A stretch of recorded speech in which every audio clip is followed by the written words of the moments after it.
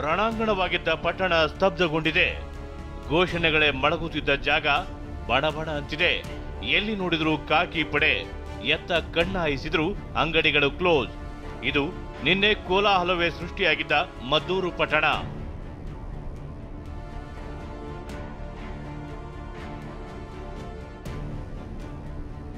ಮದ್ದೂರು ಪಟ್ಟಣದಲ್ಲಿ ಗಣೇಶ ಮೆರವಣಿಗೆ ವೇಳೆ ಕಲ್ಲು ತೂರಾಟವಾಗಿತ್ತು.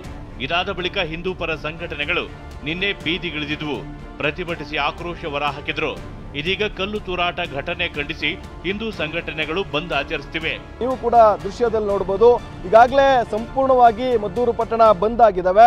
ಈಗಾಗಲೇ ಬೆಳಗ್ಗೆಯಿಂದಲೂ ಕೂಡ ವ್ಯಾಪಾರಸ್ಥರು ತಮ್ಮ ಅಂಗಡಿ ಮುಂಗಟ್ಟುಗಳನ್ನು ಬಂದ್ ಮಾಡಿಕೊಂಡು ಈ ಒಂದು ಬಂದ್ಗೆ ಬೆಂಬಲವನ್ನು ಕೂಡ ವ್ಯಕ್ತಪಡಿಸಿದ್ದಾರೆ. ಎಂದಿನಂತೆ ಜನರ ತಿರುಗಾಟ ಇದೆ, ಆದರೆ ಯಾವುದೇ ರೀತಿಯ ವ್ಯಾಪಾರ ವಹಿವಾಟುಗಳೆಲ್ಲವೂ ಕೂಡ ನಡೀತಾ ಇಲ್ಲ. ಯಾವುದೇ ಅಹಿತಕರ ಘಟನೆ ನಡೆಯದಂತೆ ತಡೆಯಲು ಖಾಕಿ ಸರ್ಪಗಾವಲು ಹಾಕಲಾಗಿದೆ. ಭದ್ರತೆಗೆ 1500 ಪೊಲೀಸರು, 4 ಎಸ್ಪಿ, 4 ಹೆಚ್ಚುವರಿ ಎಸ್ಪಿ, 15 ಡಿವೈಎಸ್ಪಿ, 35 ಇನ್ಸ್ಪೆಕ್ಟರ್ಗಳು, 80 ಪಿಎಸ್ಐ, 10 ಡಿಎಆರ್ ತುಕಡಿ ಹಾಗೂ 15 ಕೆಎಸ್ಆರ್ಪಿ ತುಕಡಿ ನಿಯೋಜಿಸಲಾಗಿದೆ. ಈ ಒಂದು ಬಂದೋಬಸ್ತ್ಗೆ 4 ಜನ ಎಸ್ಪಿಗಳು, 3 ಜನ ಅಡಿಷನಲ್ ಎಸ್ಪಿಗಳು, ಸುಮಾರು 15 ಜನ ಡಿವೈಎಸ್ಪಿಗಳು, 30 ಜನ ಇನ್ಸ್ಪೆಕ್ಟರ್ ಮಟ್ಟದ ಅಧಿಕಾರಿಗಳು ಸೇರಿದಂತೆ ಒಟ್ಟು 800ರಷ್ಟು ಸಿಬ್ಬಂದಿಗಳನ್ನು ನಾವು ನಿಯೋಜನೆ ಮಾಡಿದ್ದೀವಿ. ಮದ್ದೂರಿನಲ್ಲಿ ಕಲ್ಲು ತೂರಾಟ ಪೂರ್ವ ನಿಯೋಜಿತನ ಎಂಬ ಶಂಕೆ ಶುರುವಾಗಿದೆ. ಹೀಗಾಗಿ ಪೊಲೀಸರು ಘಟನಾ ಸ್ಥಳದಲ್ಲಿನ ಸಿಸಿಟಿವಿಗಳನ್ನು ಪರಿಶೀಲಿಸುತ್ತಿದ್ದಾರೆ. ಬಂಧಿತರು ಯಾವುದಾದರೂ ಸಂಘಟನೆಗಳಲ್ಲಿ ಇದ್ದಾರೆ ಎಂಬ ಬಗ್ಗೆಯೂ ಪರಿಶೀಲನೆ ಮಾಡುತ್ತಿದ್ದಾರೆ. ತನಿಖೆ ವೇಳೆ ಪೊಲೀಸರು ಕಲ್ಲು ತೂರಿದ್ದ ಕಿಂಗ್ ಪಿನ್ಗಳನ್ನು ಪತ್ತೆ ಹಚ್ಚಿದ್ದಾರೆ. ಚನ್ನಪಟ್ಟಣ ಮೂಲದ ಇರ್ಫಾನ್ ಈ ಕಲ್ಲು ತೂರಾಟದ ಕಿಂಗ್ ಪಿನ್ ಎನ್ನಲಾಗಿದೆ. ಈತನಿಗೆ ಜಾಫರ್ ಎಂಬಾತ ಪ್ರಚೋದನೆ ಕೊಟ್ಟಿದ್ದ. ಇನ್ನು ಸಲ್ಮಾನ್ ಅನ್ನೋನು ಬೀದಿ ದೀಪ ಆಫ್ ಮಾಡಿದ್ದ. ಬಳಿಕ ಅನ್ಯ ಕೋಮಿನ 5 ರಿಂದ 6 ಯುವಕರು ಮೆರವಣಿಗೆ ಮೇಲೆ ಕಲ್ಲು ತೂರಿದ್ದಾರೆ. ಈ ರೀತಿ ಗಲಾಟೆ ಮಾಡೋದಕ್ಕೆ ಅವರು ಮಾಡ್ತಾರೆ ಅಂತಂದಾಗ ಅವ್ರನ್ನ ಸುಮ್ಮನೆ ನಾವು ಬಿಡೋಕ್ಕಾಗತ್ತಾ? ಈಗಾಗಲೇ 15 ಜನ ಅರೆಸ್ಟ್ ಮಾಡಿದ್ದಾರೆ. ಇನ್ನೂ ಕೂಡ ಅವ್ರು ಯಾರು 4-5 ಜನ ತಪ್ಪಿಸ್ಕೊಂಡಿದ್ದಾರೆ, ಅವ್ರನ್ನೂ ಕೂಡ ಹುಡುಕಿ ಅರೆಸ್ಟ್ ಮಾಡ್ತಾರೆ. ನಿನ್ನೆ ಪ್ರತಿಭಟನೆ ನಡೆಸಿದವರ ವಿರುದ್ಧ ಎಫ್ಐಆರ್. ಇನ್ನು ಪೊಲೀಸರು ಪ್ರತಿಭಟನಾಕಾರರ ಮೇಲೆ ಪ್ರತ್ಯೇಕ 2 ಎಫ್ಐಆರ್ ದಾಖಲಿಸಿದ್ದಾರೆ. ಪ್ರತಿಭಟನೆ ವೇಳೆ ಕಲ್ಲು ತೂರಾಟ, ಬಾವುಟ, ಬಂಟಿಂಗ್ಸ್ ಕಿತ್ತೆಸೆದವರ ಮೇಲೆ 1 ಕೇಸ್ ಹಾಗೂ ಕರ್ತವ್ಯಕ್ಕೆ ಅಡ್ಡಿಪಡಿಸಿ ಪೊಲೀಸರ ಮೇಲೆ ಹಲ್ಲೆ ಎಂದು ಮತ್ತೊಂದು ಕೇಸ್ ಬಿದ್ದಿದೆ. 500 ಜನರ ಮೇಲೆ ಕೇಸ್ ದಾಖಲಿಸಲಾಗಿದೆ.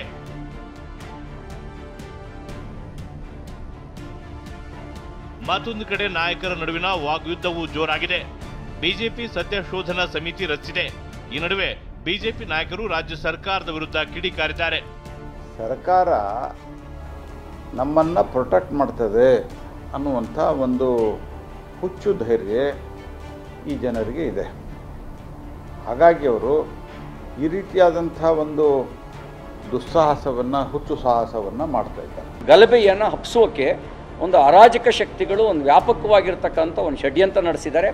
ಆ ಷಡ್ಯಂತ್ರದಲ್ಲಿ ಕೇಂದ್ರ ಸರ್ಕಾರವನ್ನು ಉರುಳಿಸುವ ಒಂದು ಷಡ್ಯಂತ್ರನೂ ಇದೆ. ಧಾರ್ಮಿಕ ಉತ್ಸವಗಳ ಮೇಲೆ ಕಲ್ಲು ತೂರಾಟಗಳು, ಅವಹೇಳನಗಳು ನಡೆದಾಗ ಈ ಸರ್ಕಾರ ಬುರ್ಕಾ ಹಾಕೊಂಡು ತನಿಖೆಯನ್ನು ಮಾಡುತ್ತೆ. ಆದರೆ ಸಚಿವರು ಪ್ರಚೋದನೆ ಕೊಡಬೇಡಿ, ಧರ್ಮದಲ್ಲಿ ರಾಜಕೀಯ ಬೆರೆಸಬೇಡಿ ಅಂತಿದ್ದಾರೆ. ಕಾನೂನಿನ ಕ್ರಮ ಒಂದು ಕಡೆ ಮಾಡ್ತೀವಿ, ಇನ್ನೊಂದು ಕಡೆ ಶಾಂತಿಯಿಂದ ಇರಬೇಕಲ್ವಾ? ಇವರು ಕಲ್ಲು ಎಸೆಯೋದು ಮಾಡೋದು ಈ ರೀತಿ ಎಲ್ಲ ಪ್ರಚೋದನೆ ಮಾಡಿದರೆ ಸುಮ್ಮನೆ ಬಿಡೋದಿಲ್ಲ.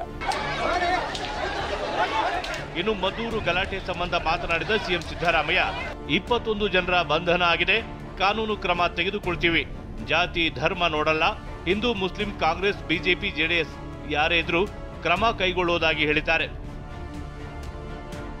ಮಂಡ್ಯದಲ್ಲೂ ಕೂಡ ಮದ್ದೂರಿನಲ್ಲಿ ಇವತ್ತು ಬಂದ್ ಮಾಡೋಕ್ಕೆ ಕರೆದಿದ್ರು.